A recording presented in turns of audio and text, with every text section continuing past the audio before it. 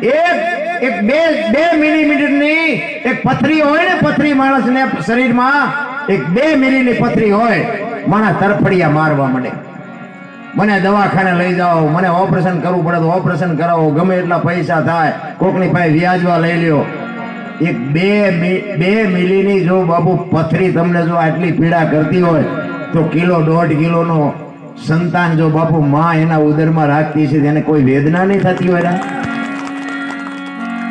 અરે તમારે એની ક્યાં વાત કરો બાપુ? એક લોહીમાંથી જો દૂધ બનાવીને તમને ને મને પાતી હોય, ઈ માં માટે જો એક બટકું રોટલો ન મળતો હોય તો મરી જવાય બાપુ. દીકરાને શું ગુડવા છે મારા? 3 માળનું ઘર હોય અને માં જો એક પેટમાં 3 દીકરા રાખી શકતી હોય અને 3 માળના મકાનમાં જો એક 3 ફૂટની માને જગ્યા ન મળે તો બંગલાને દિવાળીઓ મૂકી દેવાય. નારાયણ, કોઈ અર્થ નથી. આ છે ને આખી દુનિયામાં આમ બધું દેખાય છે, આમ દામ ને ઠામ, કપડા ને મકાન ને ગાડીઓ ને બંગલા ને બધું દેખાય છે, પણ માલપા બધે ભડકા છે. અને ભડકા છે ને એનું કારણ આવડું આ જ છે કે તમારું મારું આ દુનિયામાં સર્જન થયું છે ને, એવડા ઈ જ દુખી છે.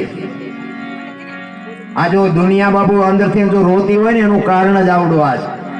પણ મેં હમણાં કીધું એમાં સંસ્કાર ઘટે છે, સંસ્કાર બાપુ માં જ આપી શકે, બાપની તાકાત જ નથી.